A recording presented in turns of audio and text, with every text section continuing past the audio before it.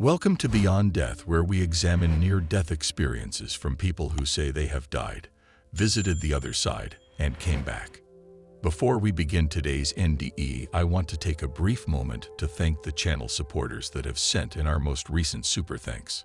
Steve P., Patricia J., Mathematical Metaphysics, Wilbert Hull, G.R. Cooley, and CKK. Thank each and every one of you for your support. In today's NDE, we learn about Camryn and how she crossed over to the other side where she became part of the universe, existing as a point of light, and what she experienced during her NDE. Let's get into it.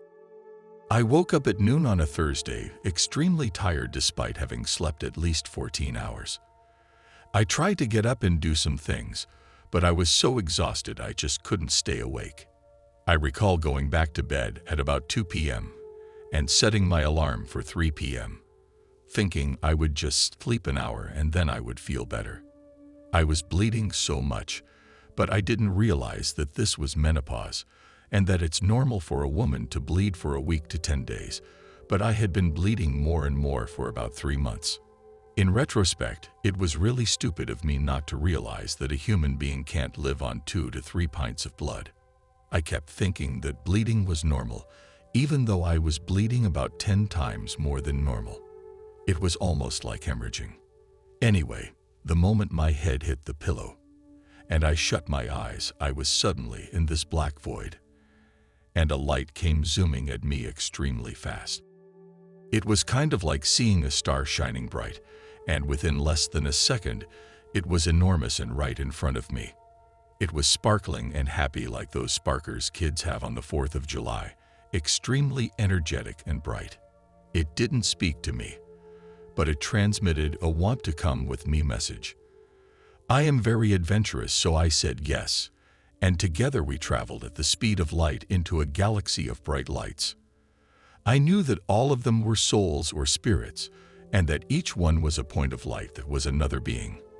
I stayed there a while until I understood how there were so many galaxies and stars, and that they all were alive like entities, and that I was probably another point of light.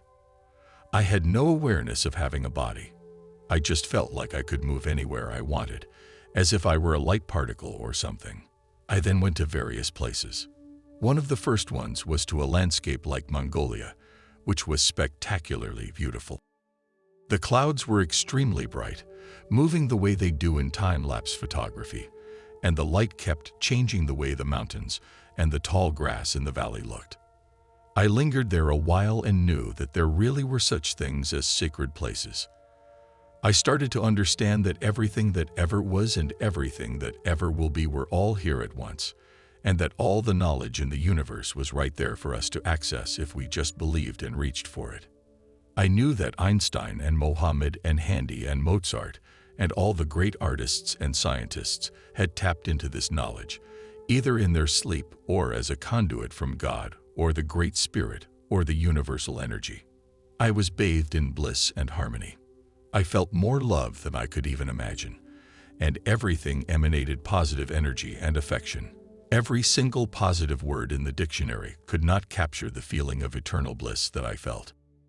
I then thought about music, and I was instantly in an enormous concert hall. I was like an air particle in this beautiful theater, and my dead Uncle Sidney was playing the piano with Arthur Rubinstein and Leonard Bernstein. He looked up at me, smiled, and winked. He looked so happy and content, and I was really happy to see him playing, because that is what he always loved to do the most. He looked so vibrant, not like he did when he died. I then thought about otters, and suddenly I was swimming with otters, but I wasn't wet or cold. I remember thinking I should be cold and wet, but I wasn't. The otters were very playful with me and kind of helped me swim with them. They kept looking back at me to see if I was keeping up with them. They were so lithe and beautiful and so joyous in their element. They came up into an old beaver den, and we all laid in there a while. It's interesting because after this NDE, I found out that otters use old beaver dens. I hadn't known that before. I never felt that my body was with me. I felt more like I was just a little bright light like a tiny star, but we all communicated telepathically. All of the sudden, I was transported to the Columbia River Gorge. I was at a nice party and I had some juice that I spilled, but nothing got wet, and there was no mess. I remember thinking that I don't need anything here. There is nothing cold, wet, bad, uncomfortable. Everything was eternal bliss. I met many people and we just stood and chatted, but it didn't seem like pointless banter. It was more like a joyous celebration that everyone was just happy to be there. The gorge was green and lush. I went back out into the galaxies and knew that I only had to think about anything and I would be there. I felt a sense of profound comfort and a sense of peace and belonging, none of which I have ever felt. I knew that I was on the other side, and I didn't ever want to go back. I was dead, or whatever it was, for 4 hours.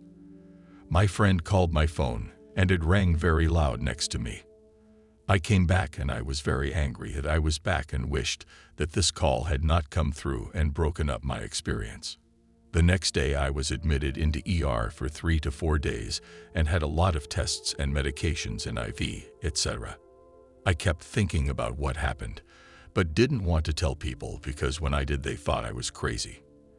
As soon as I left the hospital, I went to a bookstore and got books on NDEs and out-of-body experiences. What they described was so similar to what happened to me. I now have no fear of death. In fact, I can hardly wait. Before this happened to me, I thought that death was really the end and that there was no afterlife or anything. Now I know that there is, and it really doesn't matter to me if other people don't believe me because I know that I was on the other side, and what I experienced was not a dream. I do want my sister to know that she won't die because she is afraid of it, but she doesn't believe me still. I think cats and many other animals see the entities on the other side, and most people just can't. I am so happy that I will see all my beloved human and animal friends again. I have had a hard time adjusting to being back here with war and death and suffering. Even though this isn't the real world, it's what I have to contend with now, and since I cannot commit suicide, I'm stuck here until I die and go home. I don't know when I will ever be happy back here, as I felt so happy on the other side that nothing here can compare to that. I also heard the piano music that my uncle was playing on the other side. I had never heard it before, but when I listened to a classical music station about a year later, it came on all of the sudden. I recognized it from my NDE. It was something by Beethoven.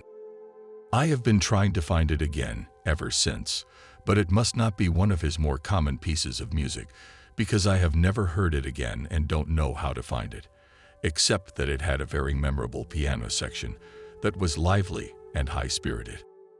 Notes from Beyond Death.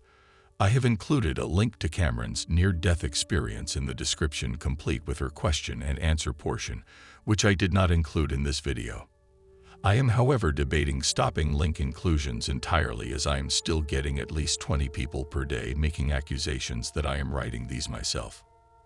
I honestly don't know why some people can't follow the link and check the dates of the postings, many of which were written more than a decade ago. I must be the most patient person on the planet to write all these and then wait so long to someday make it into a video. Until next time, stay blessed.